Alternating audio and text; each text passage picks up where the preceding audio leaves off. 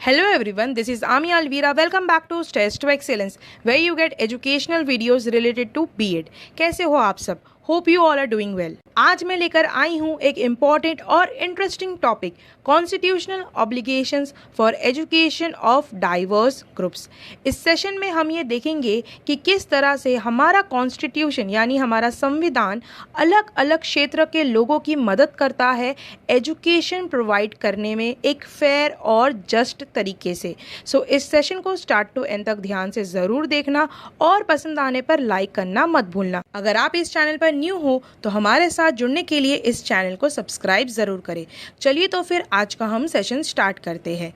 In India there are constitutional provisions for inclusive education. हमारे देश में डाइवर्स ग्रुप यानी डिफरेंट काइंड्स ऑफ पीपल, अलग अलग तरह के लोग रहते हैं। फॉर एग्जांपल कुछ लोगों के लैंग्वेजेस डिफरेंट होते हैं, कुछ के कल्चर्स डिफरेंट होते हैं, अलग अलग रिलीजियंस हमको देखने को मिलते हैं, अलग कास्ट होते हैं, सेगमेंट्स होते हैं। ठीक है, तो हमारा जो कॉन्स्टिट्यूशन है, हमारा जो संविधान है, वो ये कोशिश करता है कि वो हर किसी के साथ न्याय करे। इसीलिए हमारे कॉन्स्टिट्यूशन में इंक्लूसिव एजुकेशन के प्रोविजंस है जो हर किसी को एजुकेशन प्रोवाइड करने पर विश्वास रखता है और कोशिश भी करता है। बट वाई, ऐसा क्यों करता है? Because education is the right of all children, क्योंकि एजुकेशन यानी जो शिक्षा है हर बच्चे का अधिकार है। And inclusive education aims to ensure that all children have access to an appropriate, relevant, affordable and effective education within their community. और इंक्लूसिव एजुकेशन का मेन एम यही है कि हर बच्चा शिक्षा प्राप्त कर सके।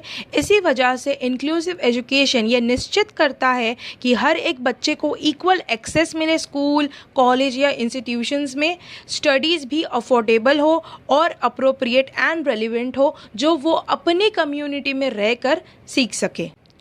Education is one such aspiration of our country that would lead it towards national prosperity and national integration.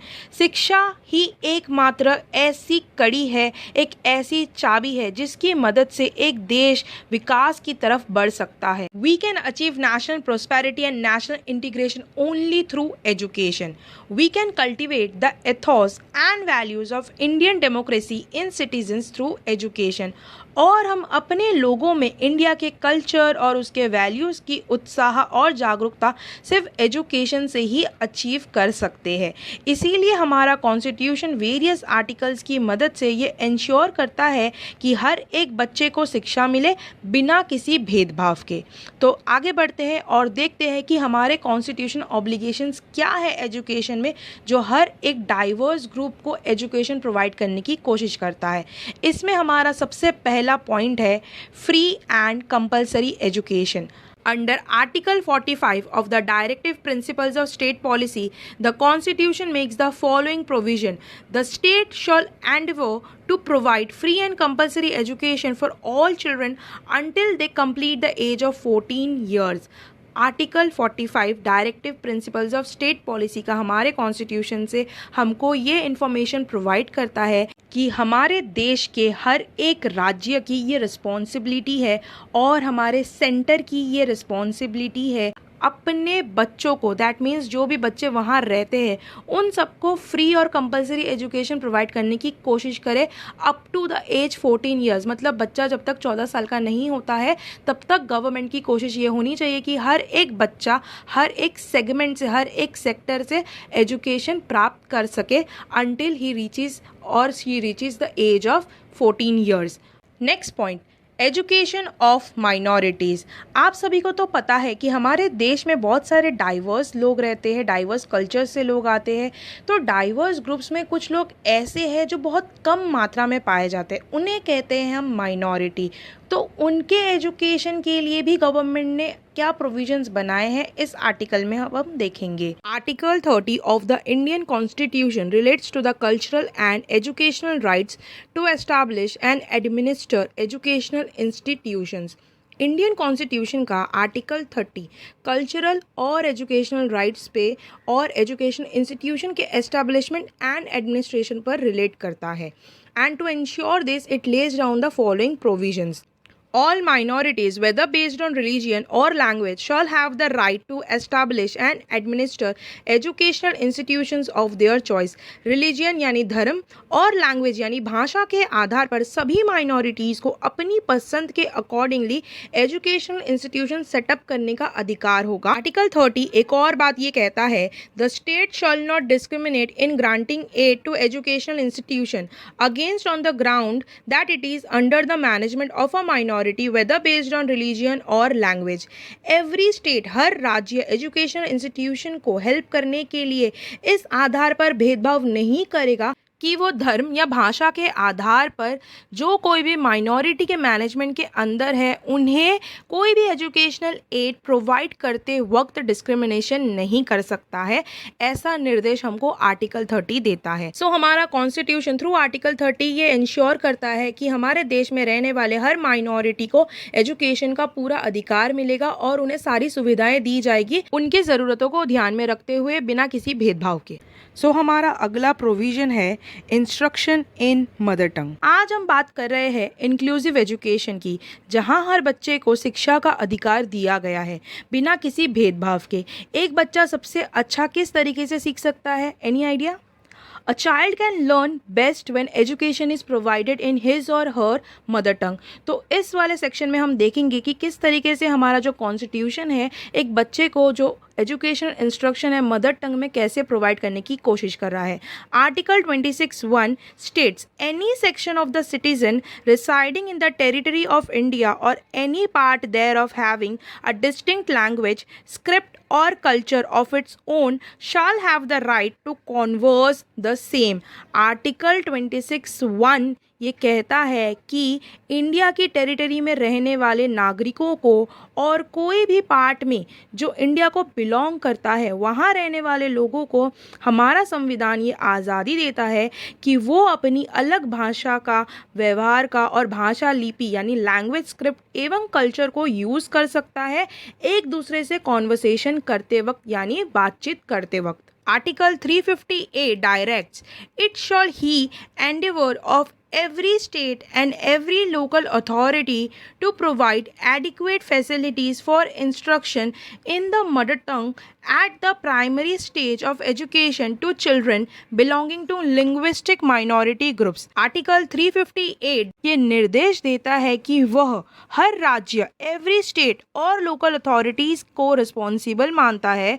उनकी रिस्पॉन्सिबिलिटी है कि वो जो बच्चे लिंग्विस्टिक माइनॉरिटी को बिलोंग करते हैं उन्हें प्राइमरी एजुकेशन में mother tongue based instruction provide करे और उस चीज़ को प्रोवाइड करने के लिए जो भी नेसेसरी और एडिक्वेट फैसिलिटीज़ है वो सब प्रोवाइड करने के लिए रिस्पॉन्सिबल है। So after discussing both of these articles we can conclude that our constitution has not only taken major steps in providing education but also tried to provide effective education to the children. Next provision based है language safeguard.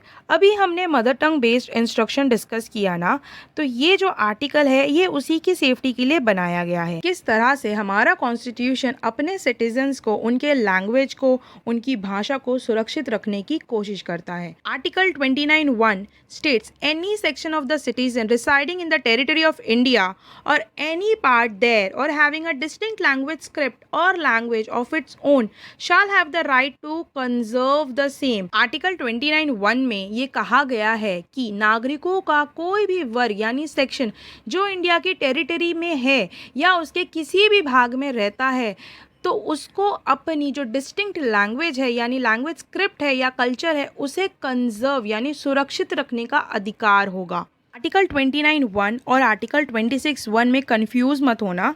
Article 29(1) language, script और language culture को conserve यानी सुरक्षित करने पर focus करता है, whereas article 26(1) अपने सिटीजन्स को फ्रीडम प्रोवाइड करता है कि वो अपने डिस्टिंक्ट लैंग्वेज को और कल्चर को यूज़ कर सकते हैं एक दूसरे से बातचीत करते वक्त। Clear?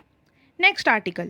Article 350B provides for the appointment of special officer for linguistic minorities to investigate into all matters relating to safeguards provided for linguistic minorities under the Constitution. Article 350 भी लिंग्विस्टिक माइनॉरिटीज़ के लिए है, जो safeguard provide किया गया है उसकी जांच के लिए स्पेशल ऑफिसर भी अपॉइंट करता है, जो ये इंश्योर करेगा कि हर लिंग्विस्टिक माइनॉरिटी ग्रुप के साथ कोई डिस्क्रिमिनेशन तो नहीं हो रहा है और उन्हें उनका कल्चर उन्हें कंजर्व करने और फॉलो करने प्रॉपर तरीके से दिया जा रहा है या नहीं, इस चीज़ को भी देखता है। क्लियर? हमारा कॉन्स्टिट्यूशन इतना वेल फ्रेम्ड है कि इसमें हमारे सोसाइटी में रहने वाले हर लेवल और डाइवर्सिटी के लोगों के एजुकेशन के लिए डिफरेंट प्रोविजंस बनाए गए हैं। तो हमारा अगला प्रोविज़न है education of weaker section. Weaker section को बिलोंग करने वाले जो सिटीजन्स हैं, जो लोग हैं, उनको एजुकेशन प्रोवाइड करने के लिए हमारे कॉन्स्टिट्यूशन ने कुछ आर्टिकल्स फ्रेम किए हैं, जिनकी मदद से हम ये देखेंगे कि किस तरीके से हमारा कॉन्स्टिट्यूशन इन लोगों को एजुकेशन प्रोवाइड करने की कोशिश करता है, उनके एजुकेशन को सुनिश्चित करता है, इंश्योर करता है। तो आइए देखते हैं सबसे पहला article, article 15। Article 15 states nothing in this article और इन क्लॉज 2 ऑफ आर्टिकल 29, मतलब आर्टिकल 15 में और आर्टिकल 29 के क्लॉज 2 में shawl prevent the state from making any special provision for the advancement of any socially and educationally backward classes of the citizen.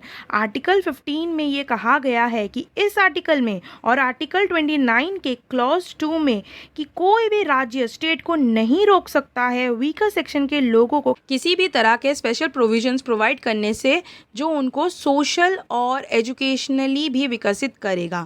That means जब state कोई भी special provision provide करना चाहेगा weaker section के लोगों को, तो nobody has the right to prevent the state from doing so. Clear? Next article, Article 17 of the Constitution states that untouchability has been abolished. This means that no one can henceforth prevent Dalits from educating themselves, entering temples, using public facilities, etc. Next article 17 हमारे Constitution का हमको ये कहता है कि जो untouchability है उसे ख़त्म कर दिया गया है, abolish कर दिया गया है। इसका मतलब ये हुआ कि अब से दलितों को खुद को एजुकेट करने से, टेम्पल्स में यानी मंदिरों में एंटर करने से और कोई भी किसी भी तरीके के पब्लिक फैसिलिटीज़ जो है उनको यूज़ करने से रोक नहीं सकता है। ये एक बहुत बड़ा कदम है जिसकी मदद से जो वीकर सेक्शन को बिलोंग करने वाले लोग हैं उनको बहुत सारी आज़ादी मिली है और हक मिला है, जिससे वो खुद को एजुकेट कर सकते हैं और जो भी पब्लिक फैसिलिटीज़ हमारे देश में अवेलेबल है उन सारी चीज़ों का लाभ उठा सकते हैं। नेक्स्ट आर्टिकल है article 46। Article 46 of the constitution, the federal government is responsible for the economic and educational development of the scheduled caste and scheduled tribe. So article 46 के according federal government scheduled caste और scheduled tribe के economic और educational development के लिए responsible है, यानी जिम्मेदार है। तो इस तरह से इन तीनों आर्टिकल्स की मदद से हमारे कॉन्स्टिट्यूशन ने इस देश का जो कमज़ोर वर्ग है, वीकर सेक्शन है, जैसे कि Dalit, OBC, schedule caste, schedule tribes etcetera, को एजुकेशनली डेवलप करने की कोशिश की है और साथ ही में भी इकोनॉमिक डेवलपमेंट प्रोवाइड करने के लिए भी बहुत सारे कोशिशें की है, वो भी बिना भेदभाव के। अब आगे बढ़ते हैं हमारे आखिरी प्रोविजन की तरफ। नेक्स्ट प्रोविजन है वुमेन्स एजुकेशन। हमारा देश इतना विकसित होने के बावजूद भी आज भी हमारे देश में ऐसी कई क्षेत्र है जहाँ आपको वुमेन के साथ में अत्याचार या अन्याय होते हुए दिखेगा, और ये इसलिए होता है क्योंकि आज भी हमारे देश में कई लड़कियां ऐसी हैं जिनको अभी तक शिक्षा नहीं दी जाती है। हर गली में, दीवारों में, टीवी में, सब जगह स्लोगन सुनने या देखने को तो मिलता है, बेटी पढ़ाओ बेटी बचाओ, पर इस कथन पर सिर्फ कुछ ही लोग अमल कर पाते हैं। आज भी जब लड़कियां शिक्षा प्राप्त करने के लिए जाती है तो हमारा समाज उन्हें अलग अलग तरीक़ों से रोकने की कोशिश करता है, कभी उनके पहनावे को लेकर, कभी उनकी भाषा को लेकर, अलग अलग तरीक़ों से उनके सामने रुकावटें पैदा करता है। इन सारे ऑब्स्टेकल्स को ख़त्म करने के लिए हमारे कॉन्स्टिट्यूशन ने कुछ प्रोविजंस बनाए गए हैं। आइए देखते हैं। The constitution makes the following provision under different articles. Article 15(1) provides that the state shall not discriminate any citizen on groups only of sex. Article 15(1) ये निर्देश देता है कि कोई भी राज्य अपने नागरिकों में उनके सेक्स, उनके जेंडर के बेसिस पर भेदभाव नहीं करेगा। Next thing, Article 15(3) reads, "Nothing in this article prevent the state from making any special provision for women and children." और आर्टिकल 15(3) ये कहता है कि कोई भी राज्य या स्टेट को वुमेन या बच्चों के लिए जो स्पेशल प्रोविजंस है जो उनके डेवलपमेंट के लिए बनाए जा सकते हैं वो करने से नहीं रोक सकता है, किसी को इस बात का अधिकार नहीं है। अगर हम अच्छे से हमारे कॉन्स्टिट्यूशन को फॉलो करें तो आप सब ये देख सकते हो कि हमारे समाज में रहने वाले डिफरेंट सेक्शंस के लोगों के लिए किस तरह से एजुकेशन और इक्वल राइट्स प्रोवाइड किया गया है, जिसकी मदद से सिर्फ यहाँ इंडिया में रहने वाले लोगों का ही नहीं बल्कि इस देश का भी विकास हो सकता है, क्योंकि जब पढ़ेगा इंडिया तभी तो आगे बढ़ेगा इंडिया। आई होप आप सभी को आज का हमारा ये सेशन पसंद आया होगा। इफ़ आपको आज का हमारा ये सेशन पसंद आया है तो इस वीडियो को लाइक कीजिए, अपने फ्रेंड्स के साथ में शेयर करें। अगर आप हमारे इस चैनल पर न्यू हो तो मेक श्योर कि आप हमारे चैनल को सब्सक्राइब कर लें एंड सब्सक्रिप्शन के बाद बेल आइकन को ज़रूर टैप करना सो दैट आने वाले इंटरेस्टिंग वीडियोज़ के नोटिफिकेशन आप सभी को लगातार मिलते रहे। Thanks a lot for watching. मिलेंगे बहुत ही जल्द हमारे अगले वीडियो में।